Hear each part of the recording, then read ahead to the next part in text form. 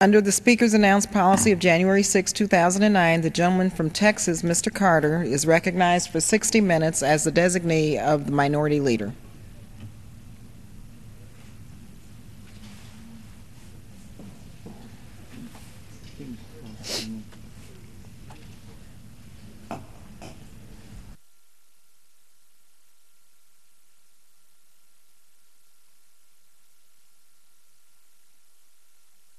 I want to thank you for recognizing me today. I got some stuff I think is kind of interesting to talk about. Let's see. Let's start with.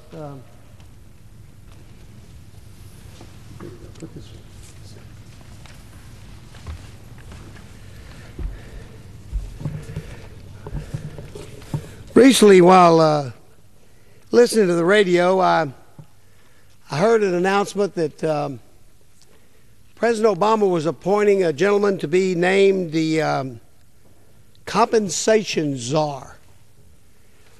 And that kind of threw me. I, being an old criminal law trial judge, I remember the drug czars of the past. I remember, I think, a couple of Homeland Security czars.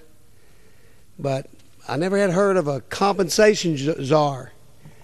So I started to look into it.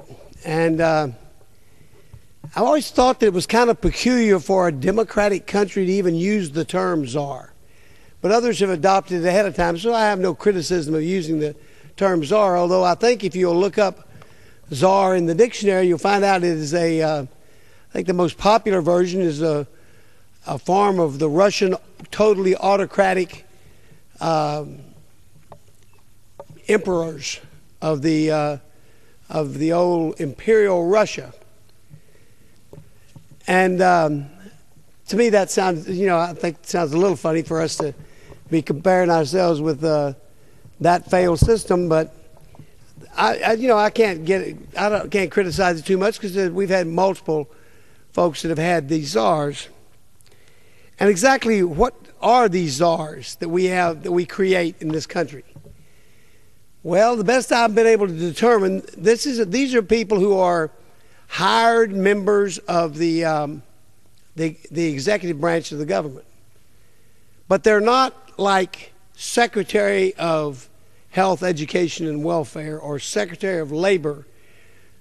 Now, but they're given sort of absolute authority in their field to give direction to the government and to advise the president as his personal kind of altar cabinet, if you will. Now, the first thing that comes to mind when you wonder about that is you say, well, now, wait a minute. All these secretaries that become members of the cabinet, they have to be confirmed by the Senate. Constitutionally, it's required that they be confirmed by the Senate. And we have these confirmation battles in every administration. And actually, some issues have come up this time which caused people to withdraw their names before the issue of whether or not they be confirmed, for reasons like they didn't pay their taxes or some other reason that they felt they didn't want to go through that kind of an onerous process of getting to be the Secretary of Homeland Security or the Secretary of State, Secretary of Commerce, or whatever secretary it may be, which have a long time been the historical heads of departments of the executive branch of the federal government. But now we've got these new guys that are going to be czars. Now, it wasn't so hard to figure out when you said, well, you've got a justice, you got a attorney general who's one of the cabinet members. He's confirmed by the Senate, just like the Constitution requires.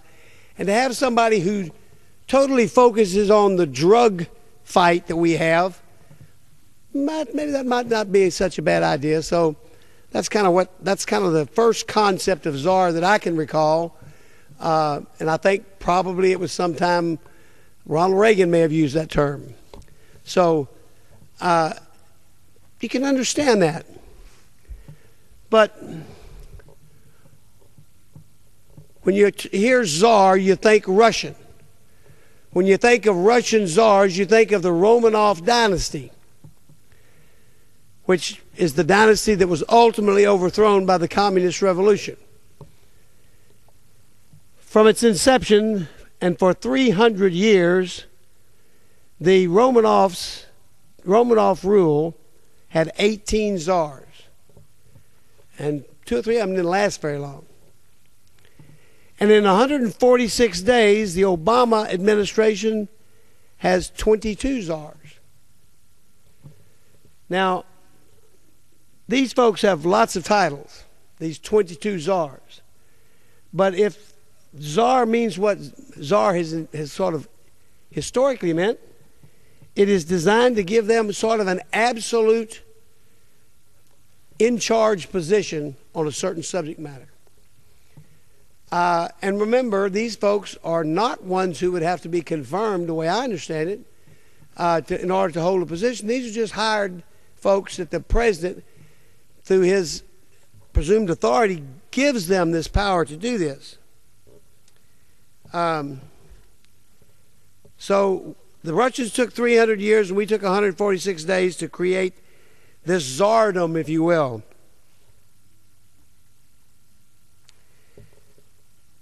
Now let's see who these folks are.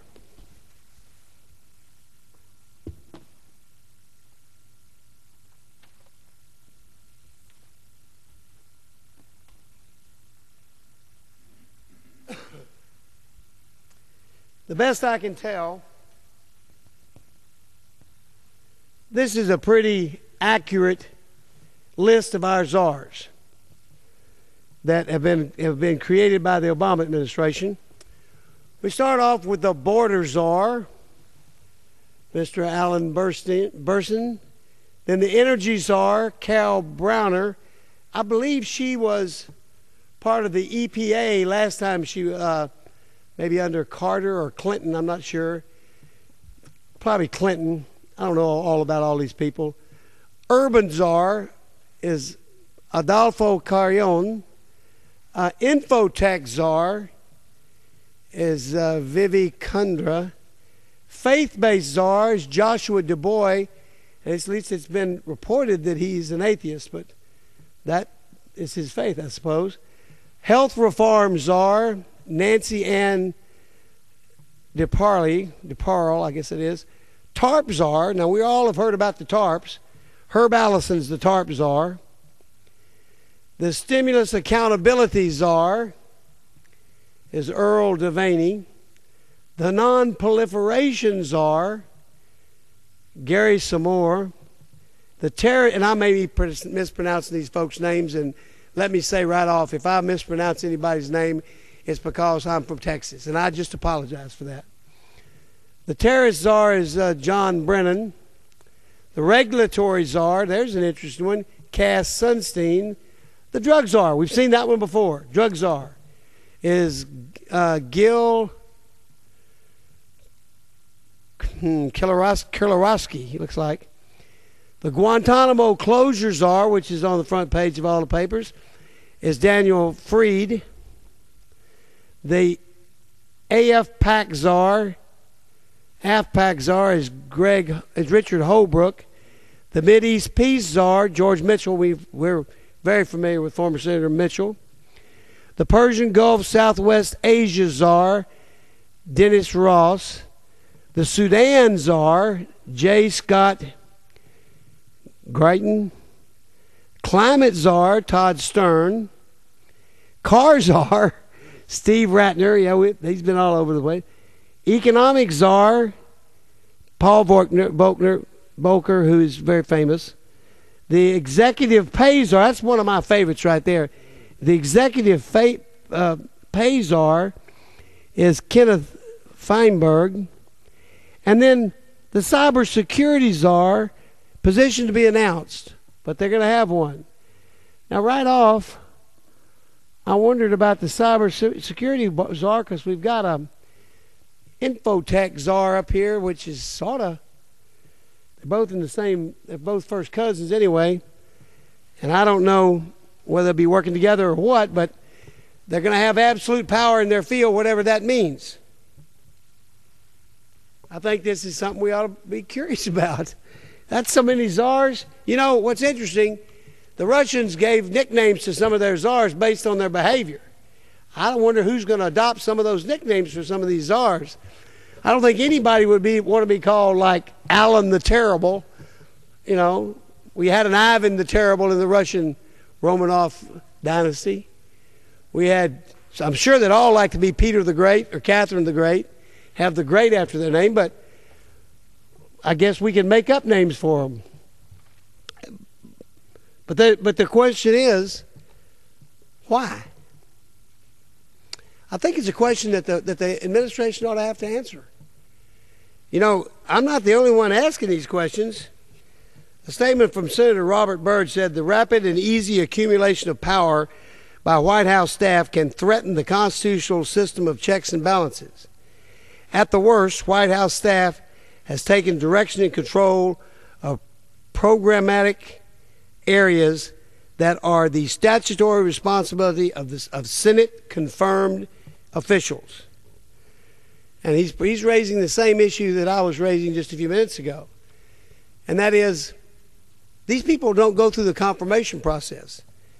There's no senators looking and seeing what kind of reputation these people have, what they're doing, what they've done in the past, where their area of expertise is, whether or not this is the most qualified person, whether this is a person who would meet the constitutional requirements of serving our nation. I know these are hired by the president. It's like there's this alternate universe that we're creating. We've got the cabinet. I guess you leave the cabinet and you go over to the czardoms and you meet with them. Or maybe they all get in one room and battle it out. I don't know how it works. We'll see. But this is sizably more czars than we've ever had.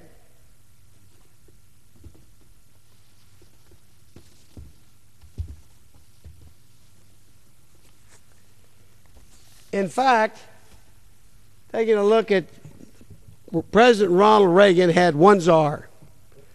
President George Herbert Walker Bush had one czar. President Bill Clinton had 3 czars. President George W. Bush had 4 czars. So we've gone 1, 1, 3, 4.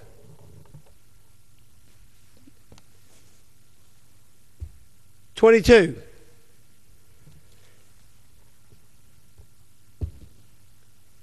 If these czars are set up to target historically needed help for people in this country, I think that it's done with a good heart.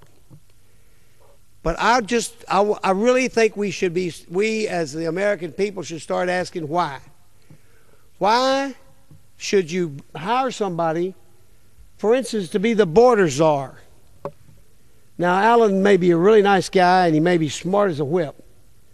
We also have Ms. Napolitano, who is the head of Homeland Security, and it is her statutory responsibility to be in charge of defending the borders of this country. And in fact, it's the constitutional responsibility of every member of this House to defend our borders. But it's certainly her statutory responsibility to defend our nation. We have an energy department. And the Secretary of Energy, I think, the best I can figure out, is supposed to be responsible for the energy department. Now, I wonder why we have to have this energy czar, urban czar. Well, we've got a Department of Urban Development that's Housing and Urban Development, HUD. I mean, that's been around for an awful long time. That is a cabinet post. So why all of a sudden do we need an urban czar? We never had one before. Infotech czar. I don't know where that would fall in the purview of the established secretariats by the Constitution or by statute, but somewhere. Faith-based czar, we've dealt with the head of a faith-based initiative in the Bush White House. It came under a lot of criticism from the now majority, but they've created one, and at least it is reported, put an atheist in charge of that, which to me seems rather strange. The health reform czar should be active right now because, as I understand it, The president spent his day today trying to convince people in various places that we needed this massive health reform that he's seeking to put it, and he wants to actually put the government in competition with private industry on health care. I would say leading to the kind of health care ultimately, maybe through the back door, but ultimately I think there's no doubt, and most experts would say, the recommendations that they're making and that they're pushing forward between now probably and the 4th of July are to set in motion the possibility of a single-pay health care system in the United States run by the government. And when we have that, we will see the quality of our health care plummet, and we will see people like me, people in Washington, making decisions as to what certain people are supposed to do for health care and rationing that health care. Now, if you ask our good friends and neighbors to the north in Canada, you say, we hear you got the greatest health care system in the world. They said, it is good. It's real good as long as you're well. But if you get sick, you got to get on a waiting list to get treated. And in fact, we have a greater cure rate for breast cancer in this country by about 30 percentage points than they do in Canada, because they wait too long to take action on the breast cancer issue. Same thing goes for prostate cancer for men. These are things we ought to be thinking about. We have somewhere in the 90 percentile success rate if we catch breast cancer early and aggressively pursue it. They're in the early 60s, like 61, 63%. This is something that we ought to be concerned about. If you get an orthopedic problem in Canada, say a bad knee that you need to get fixed, you could wait 5 years before you get in to see the orthopedic surgeon. Where in the United States, you could probably see him day after tomorrow, and you could probably get surgery done next Monday. So we have to think about those things. But we got a health reform czar, and I'm sure she's going to tell us how that's going to work. TARP czar, now that's particular and peculiar to what we're doing right now, and that's the TARP stuff. And there may be some understanding as to where that is. But, you know, we were told by 2 secretaries of Treasury that they were going to oversee this, and they were going to make sure nothing bad happened. Okay, now that's what they told us. We heard one under George Bush, and we now hear one under Barack Obama. And both these guys have told us that they're going to be looking out for our money over here. But we got Mr. TARP czar that's doing that. And the stimulus accountability czar. Accountable to who? And what does that mean? But I'll tell you, there's no doubt about it now. This is true. The American people are sure worried about how this money's being spent and where it's going, and is there any waste, fraud, and abuse involved in it as it comes out. Because when you start throwing around billions and billions and billions of dollars until you reach trillions of dollars, it doesn't take a rocket scientist back home to figure out that much money is just a target for somebody to abuse the system. So maybe that's a good thing. Non-proliferation czar. I assume that's nuclear proliferation. That's what you always hear connected to the proliferation word. But the question is, that's sort of new. Terrorism czar. You know, when 9/11 happened, and this was before I came to Congress, when 9/11 happened, the members of Congress here, in their combined wisdom, in a very, very bipartisan effort, which everybody's wondering about bipartisanism, in a very bipartisan effort, created the Department of Homeland Security. And it wasn't just for borders. It was for all issues to protect the homeland of America. And they became where we gathered the entity where we gathered experts on terrorism. Of course, all of our military services, intelligence divisions have always had information about terrorism because that's part of their job. You know, they know who has to clean up the mess after the mess is created. And so our military certainly has that information too. But we created, I would argue, one of the largest outside of the Defense Department departments in the entire United States. And it was created because of terrorism, but now we got a terrorism czar. The drug czar we've had, I'm pretty sure, in every administration for the last 4 administrations. And I know how that works, and I understand how that works. Now, whether or not drug czars have had the absolutism that the word czar seems to indicate, I don't know. And whether these folks are going to have that kind of absolute authority is anybody's guess. Guantanamo closure czar. Well, at least we know this guy is going to be out of work by the end of next year. That is, if the administration keeps their pledge. Now, we've been told absolutely that by this time next year, Guantanamo will be closed. And so this guy's he's on a short leash. The AFPAC czar, I don't even know what that does. Middle East peace czar, well, you could just also call him an ambassador for a credentialed ambassador, or whatever they call those people that go out and negotiate peace. And George Mitchell's done more than his share in his lifetime, and he's very competent. I'm not going to the competence of any of these people. As far as I know, all these czars could be ultimately Alan the Great, Carol the Great, Adolfo the Great, Gary the Great, J. Scott the Great. I mean, just like Peter the Great. We don't know how great these guys are going to be, but they could be one of those.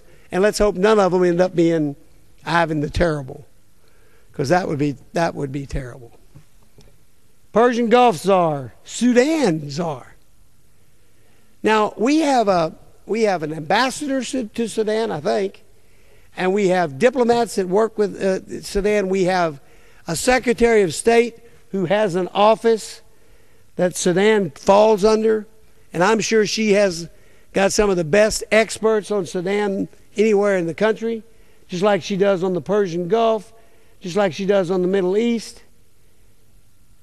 The Secretary of State has the best people we can hire. And some of these people have been working in this field forever. And now we've got a Sudan czar. This means this is the absolute monarch of Sudan experts. And what does it mean? Or is it just a associate of the administration that needs a job? I don't know. I don't know what it does. Climate czar. It's not climate change czar. It's not global warming czar, because we've had to change those terms. And we started with climate, started with global warming and started getting colder. So that's kind of dropped, and now we're climate change czar. This guy doesn't even get the word change. He's got to be the climate czar. You know, we always blame the weatherman for the weather. But hey, we got a czar we can blame now. This guy could very quickly become, what is that? That could be Steve the Terrible, very quickly. How would you like to be responsible for the climate of the United States? I mean, that's tough. That's a tough job. The car czar. Well, if this guy doesn't do his job, he's going to have a whole lot to be less to be czar over, because the federal government now runs the car business in at least 2 of the largest 3 firms in our country. So he sort of could be the government auto czar, because the government's now in the automobile industry. Heaven help us.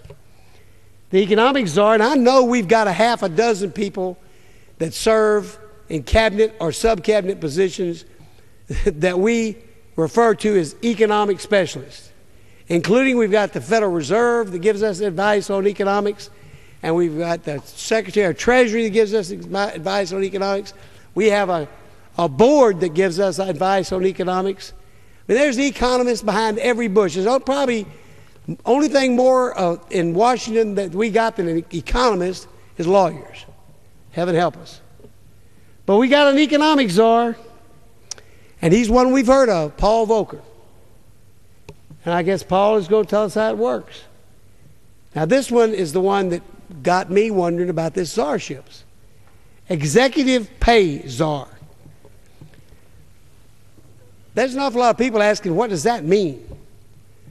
We know at a minimum what it means is that we're going to decide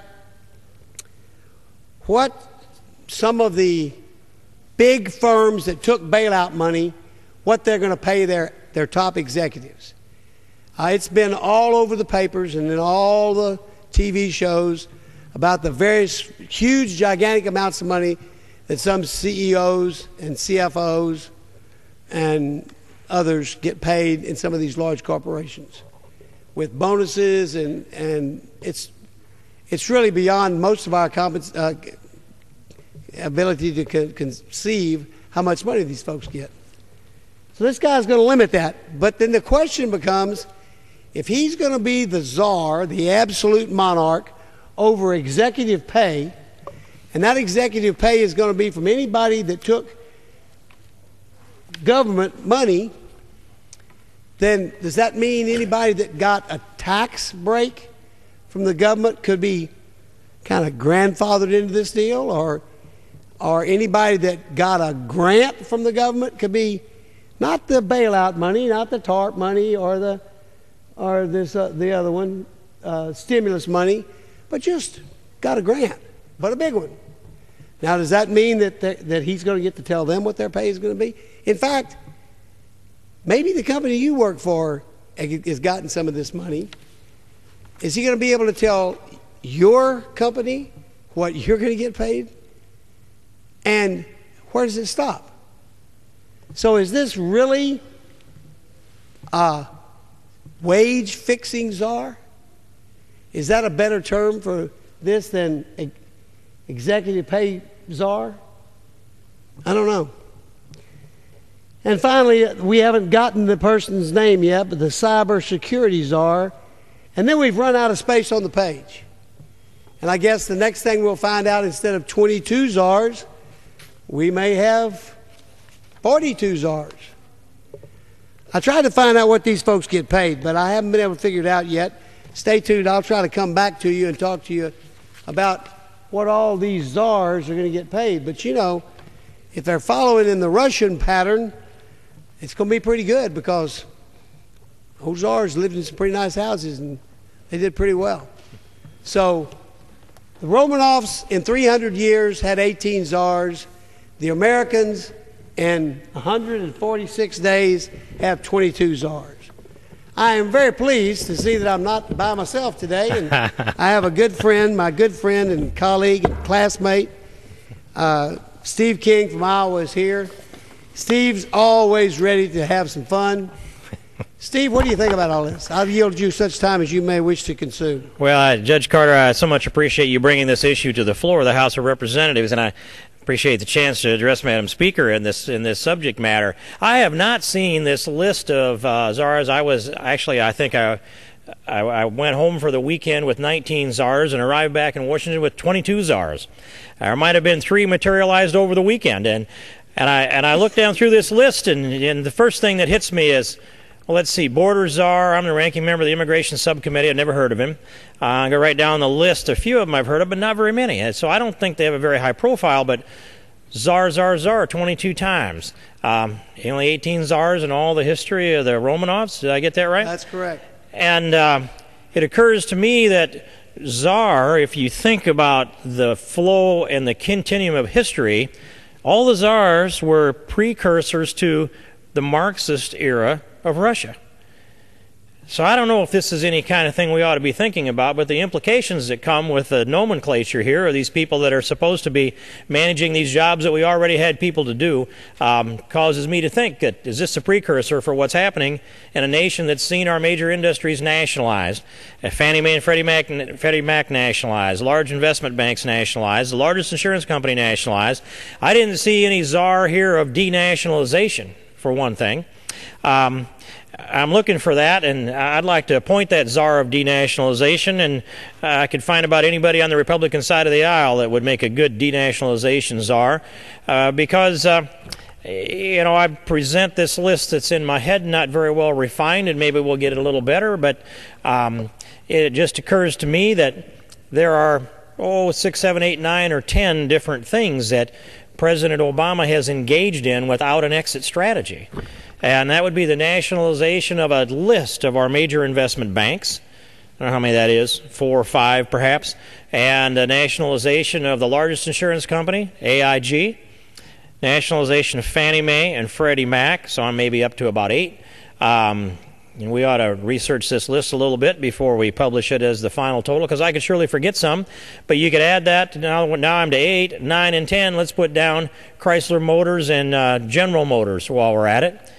And when you end up with 60% share in General Motors that the taxpayers are holding, that's the American taxpayers. Another 12.5% held by the Canadian taxpayers. That'd be 72.5% of General Motors owned by government, 17.5% owned by the unions, and I think around 12.5% owned by the bondholders, the part they were able to hold together of their secured interest.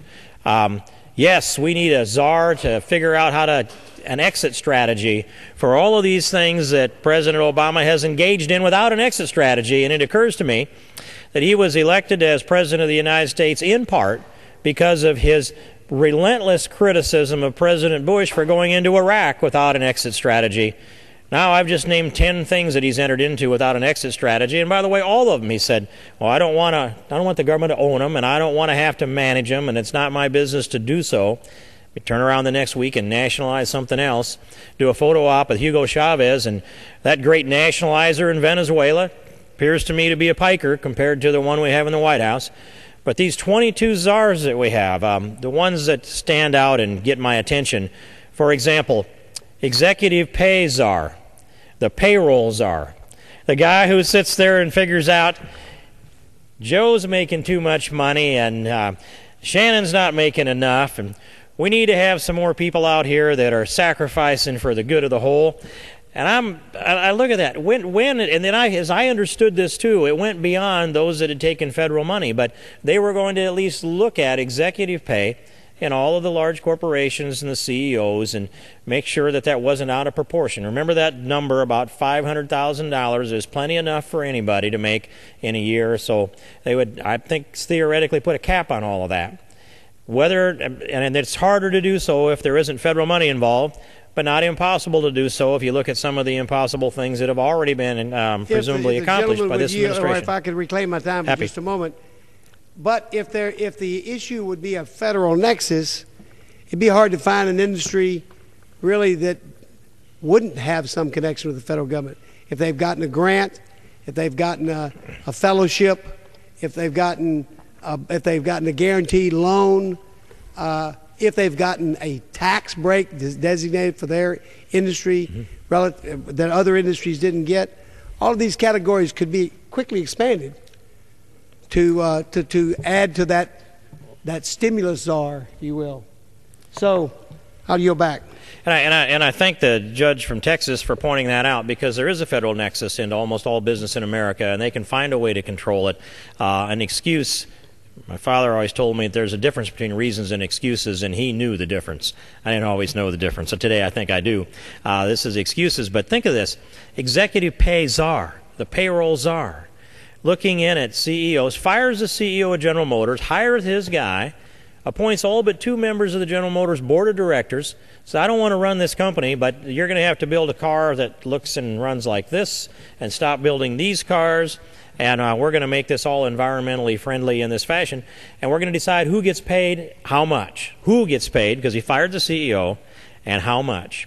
And by the way, we had a CEO of AIG that was working for $1 that came to this Congress that I think was treated disrespectfully by the members in the panel, and he should have and did thrown the thing up. He was trying to do the right thing for America for $1 a year, and that wasn't enough to satisfy him. And so I'm thinking, what Fortune 500 company would be exempt from the scrutiny of the executive pay czar, the payroll czar? I can't think of one, because they view these corporations as being evil capitalist corporations. But they still haven't looked over into Hollywood, for example, and decided that some of the actors and directors and producers are probably making too much money by their own standards here. They wrote a lot of checks to these people that are in the White House today, and so you haven't seen that scrutiny that would come. But if you're going to be an executive pay czar, you should look at everybody's executive pay. And then I suppose we get into the professional sports athletes that do make a lot of money, and maybe you're playing, so that must be fun. There probably doesn't demand more than $500,000 a year, no matter how good you are. And pretty soon, America's no longer a meritocracy. We're a rate-regulated government entity that decides who gets paid and how much. The payroll czar, outrageous. It is really outrageous. And the climate czar, I remember we did a dedication to a park we built in my hometown, Odebolt, and we did it in the last Friday of October, which is a great risky thing to do outside in Iowa. And I gave the opening speech before we cut the ribbon, and then Pastor Johnson stepped up and opened my opening speech. It was a beautiful day, 75 degrees, last Friday in October. You just don't see that in Iowa. And I said, well, I take credit for the weather. I planned this, and after I took credit for the weather, Pastor Johnson stepped up to give the opening prayer, and he said, now I'm going to give credit for the weather where it's due. And I deserved it. He did it with the right tone, and I appreciate that exact correction. The climate czar. I'd like to talk to the climate czar about the science involved in this. I'm not finding people that understand and can explain and defend the science in this alleged global warming. And by the way, this isn't even the climate change czar. He could have been the global warming czar a year and a half ago, but now 6 months ago he should have been the climate change czar. But now, since the climate's changing in the wrong direction, he's just a climate czar. So there's a sense of desperation that as this Earth seems to be flattening out or cooling marginally, that their argument is disappearing, and they have to pass this cap and tax legislation before we get a longer track record of an Earth that's not warming. And I'll say this into the record. These folks that are pushing Waxman-Markey are wrong on the science. They can't defend the science. They can't argue it against people that are of equal scientific training. They can't even argue it against me. And I'm happy to do that, by the way. And I'm happy to have that debate with Al Gore and the rest of them that come along. Even if they were right on the science and they're not, they're really, really wrong on the economics. This has almost become a religion. It's got political inertia.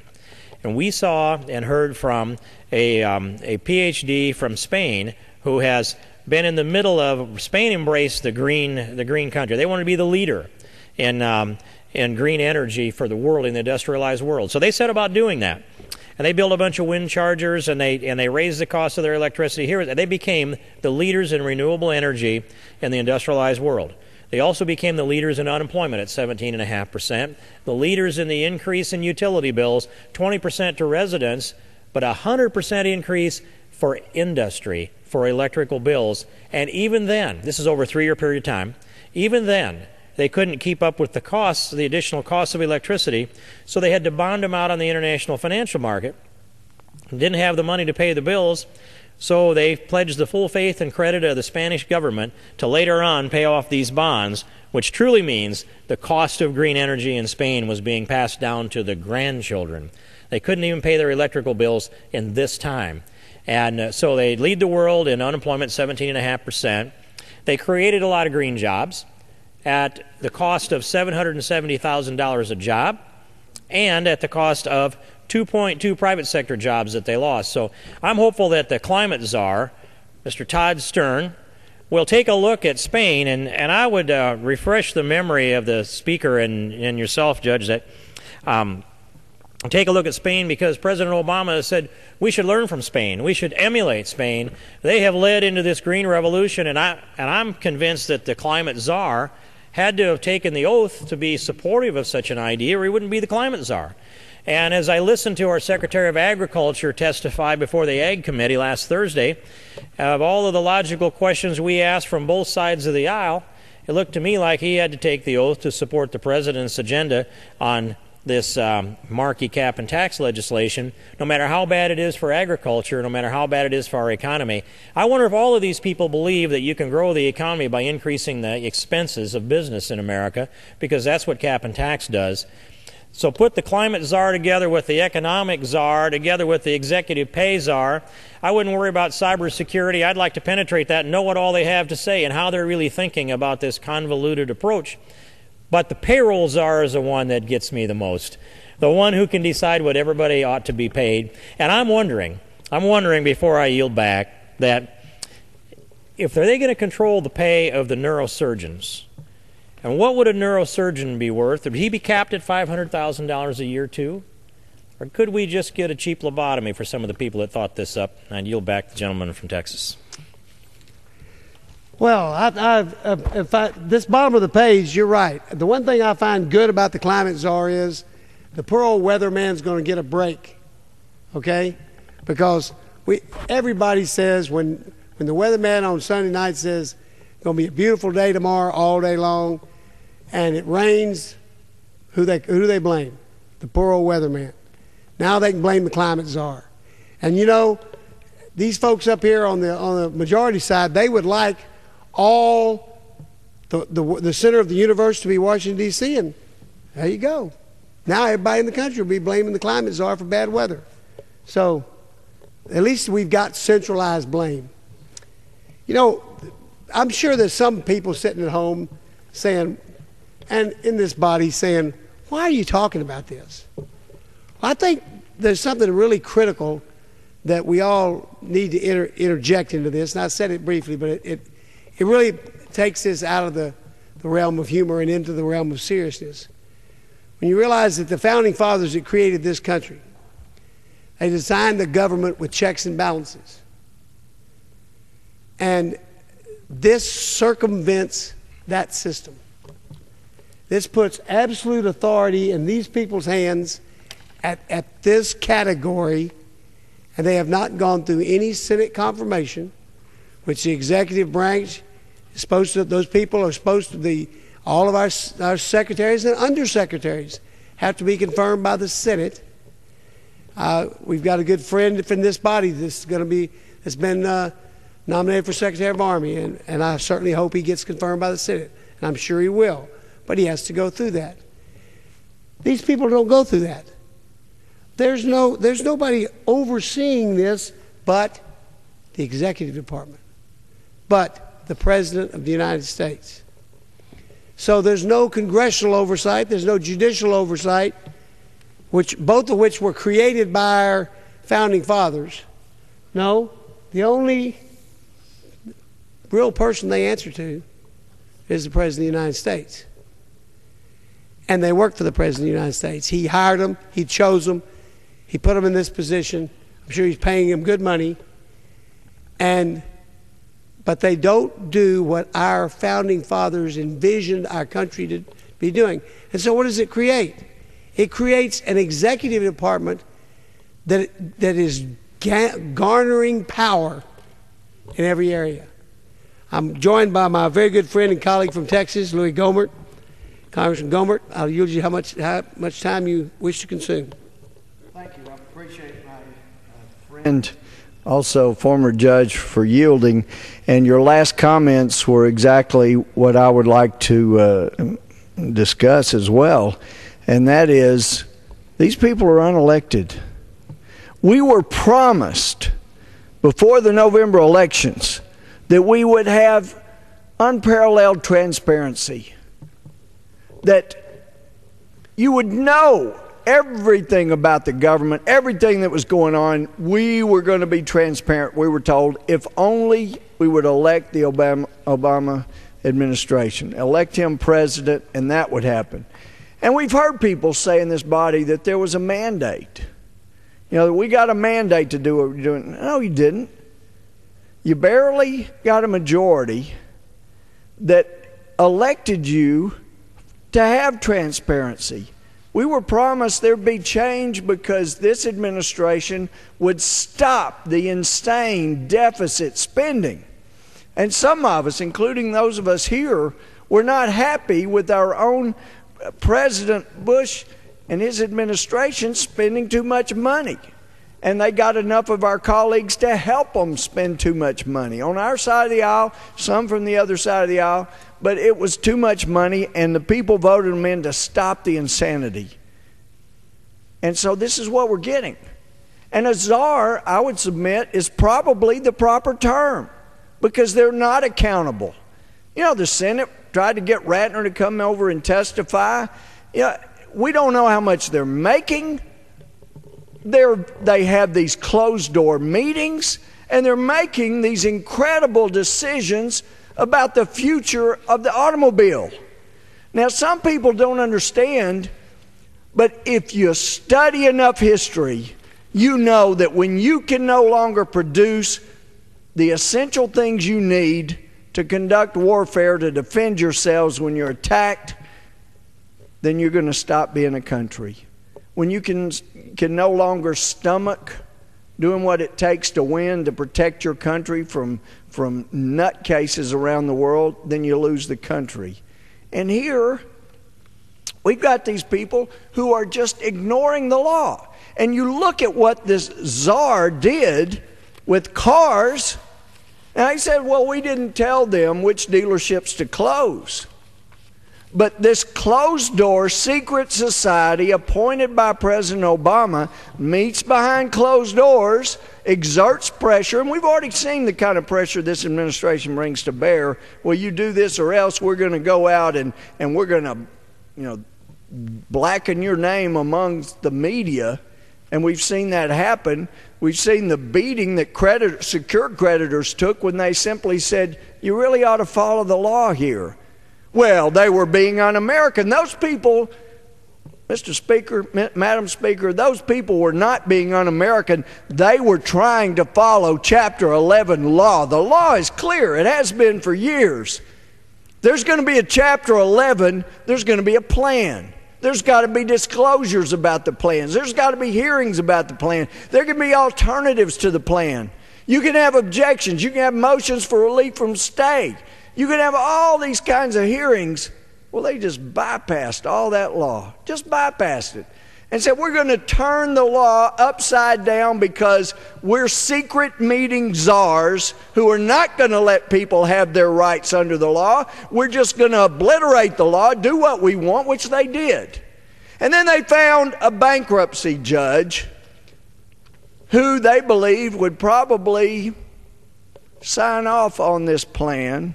Because let's face it, if you're a bankruptcy judge, of course they come up for reappointment every 14 years. I don't know when this judge comes up again, but apparently he wants to be a judge for a while longer. But anyway, they found a judge who was interested in not having all the hearings the law requires, to give the dealerships a fair hearing, to give the secured creditors a fair hearing, to give the unsecured creditors a fair hearing, to give all of those who had contractual relationships with those who were being addressed by this secretive czar meeting behind closed doors. There should have been hearings. There should have been transparency. That's what the voters voted for, and they didn't get any of that. Just turn the law upside down. So I hope that my friends will be pleased to hear that, since we're taking up the Commerce, Justice, and Science Appropriation Bill this week, I've got an amendment in there. It's very simple. It said no money appropriated can be spent to pay the auto task force, including the car czar. If they're not going to tell us what they're doing behind closed doors to turn the laws upside down and to ignore the constitutional takings which is occurring, and to ignore all the contract law, the bankruptcy law, as they ignore all those things, if they're just going to ignore the law, then we need to ignore paying them. And that, I hope that the Rules Committee, I feel like we'll have a lot of bipartisan support on that. Because I know people on both sides of the aisle want to know what's going on. We were promised transparency, and by golly, we ought to have it. So I appreciate the gentleman yielding, especially on this topic of czars. But we know what happened to the czars. People got sick of it, and they threw them out.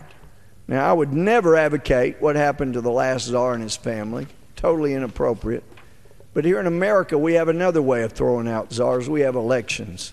And the people are going to have a choice. They were promised transparency, and this kind of baloney is not it. And I hope the American people will respond appropriately. And I appreciate the gentleman yielding. Reclaiming my time, I thank my colleague for his passion. I was on the floor of this House about 6 weeks ago talking about exactly the same thing. We like to tout the rule of law. We like to say, and in fact it's true, that what really makes America work is having the rule of law. That means when you make a contract, we honor that contract. When we have laws on the books, we follow those. We can depend as an investor or a purchaser or an employee, we can depend upon those laws which have been written in the bankruptcy arena, for instance. And I agree wholeheartedly with my colleague that the way this has been handled, we have thrown the rule of law in bankruptcy law right out the window. Will the gentleman yield? I'll yield back. One further comment about that. By getting a bankruptcy judge to sign off on it, now this unelected, unaccountable, non-transparent body has gotten under the guise of one lazy bankruptcy judge's signature. They now have cover or color of law. Now, I thought when Justice Ginsburg stayed the sale to fiat that we might finally get some rule of law. But it looks like so far the bankruptcy court on up to the Supreme Court has said, you know what, we're scared of these people. So let's just let this unelected czar people, let them run things. And we're not going to, judiciary, we're not going to hold them accountable. And if this body, this Congress, does not hold them accountable, then we have become a country run by czars. Because the Congress has not made them accountable, judiciary's not made them accountable, so they're just running things, and everybody has allowed them to usurp the things that the founders fought and died and pledged their lives, their fortunes, and their sacred honor. We just cannot let that happen. Thank you. I yield back. I thank the gentleman. I believe my friend Mr. King would like some time. I'll yield, say 5 minutes, Mr. King. To thank the judge from Texas for yielding, and as I look at this list, a couple of things do come to mind. And go back and refresh. We're two places there: the TARP czar Herb Allison and the stimulus accountability czar Earl Devaney. Those two places there, add that up, we're at about $1.5 trillion in that neighborhood, very close to that. And it might be good to ask them, where's the money and where'd it go? Now we've got a centralized place to at least ask the question on a level of accountability. Now, these people are not accountable to the Senate for confirmation. They're not accountable to the public for elections. And they are accountable only to the president as far as we know, but the least we could do is put some pressure on them and ask for a full accounting of where's the TARP money.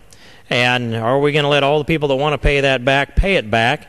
And does the money come back to the Treasury, or are you going to roll that over into some other venture capital kind of a government endeavor?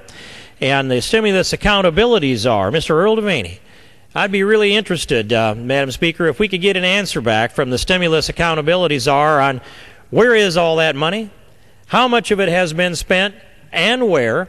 How much of that went into infrastructure? How much of it actually converted into jobs? How much of that infrastructure is going to be usable and useful and stimulate the economy? I'd like to see the list.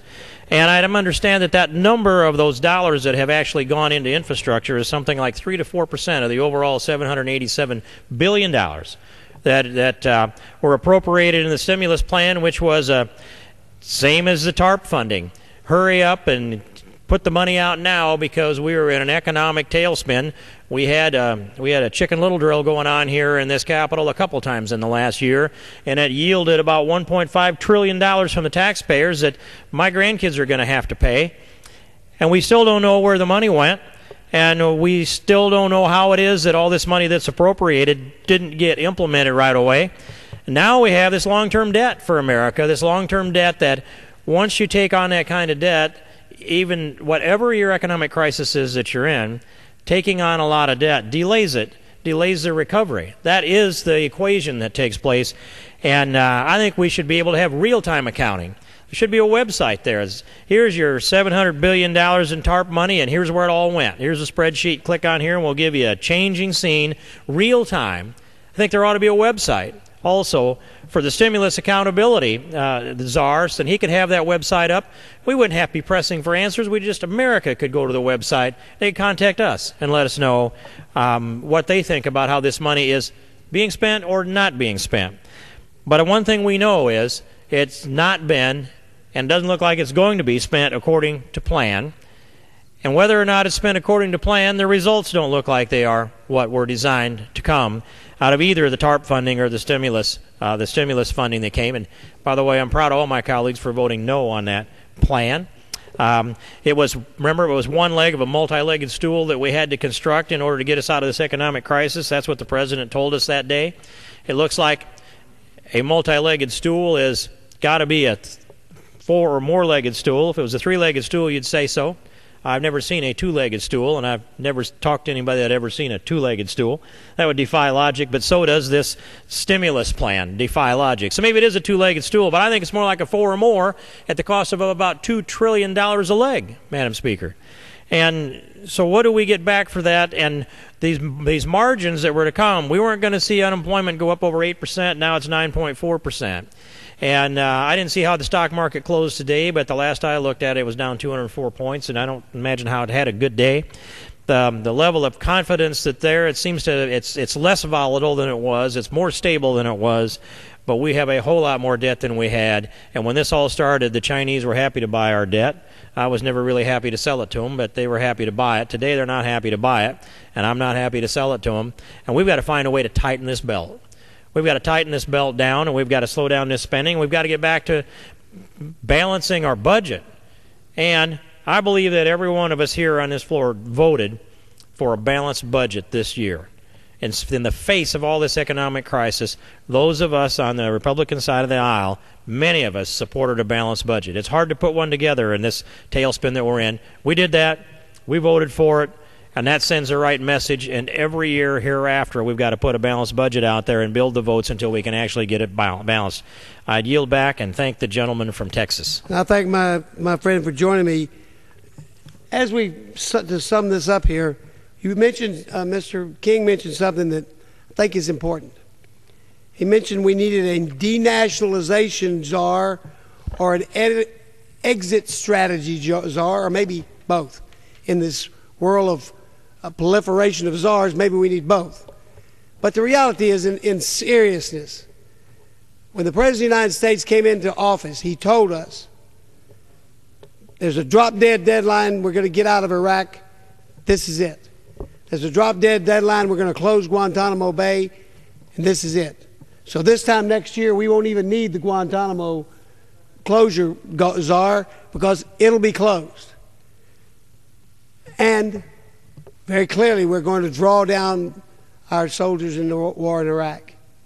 The President's shown a leadership, whether you agree or disagree with him, is for other times. But he certainly has become one who says there should be a drop-dead date, an exit strategy. I think it is important that this Congress, when we look at this massive increase in the executive department, and we say to ourselves, they are not answerable to us except through the appropriations process. We can cut off the money, but other than that, they're answerable to the President. We had nothing to say about who got hired. We got nothing to say about what the duties were. This was the creation of the executive department, and that would be the President of the United States and his staff. They owe this nation in some of these areas a time to get out. They say they don't want us to run the automobile industry. Well, we need to be planning on getting out of the automobile industry. We can't stay in there. The country doesn't want a government-made car. Just ask them. They don't want one. So we could get rid of the car czar, the executive pay czar, a lot of these other czars if we would just say, this is their mission. Here's when we expect that mission to be accomplished, as we did to our soldiers. And this is when we expect it to be accomplished. And by that date, you either accomplish it or you're getting out.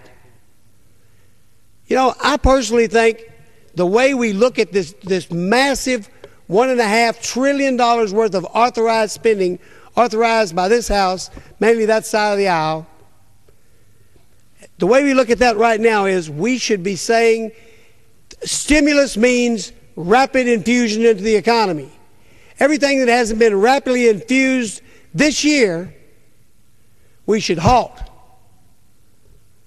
So if they haven't spent the $787 billion or whatever that number is, like right now, at least some papers report only $25 billion of that money. Others say $40 billion of that money has been used so far. And if you study some of those projects, many of those projects are for giving money to people for things that will not have an effect on our economy for years, 3, 5, 7 years down the road. That's not stimulus. If they haven't gotten the thing done this year, we ought to say deauthorize it at that point in time. It hadn't worked. Try something that works. That's where we ought to be. That's the way this Congress needs to start thinking. Because we are creating a power structure that is outside the normal power structure of the executive branch of the government. These are things for us to think about.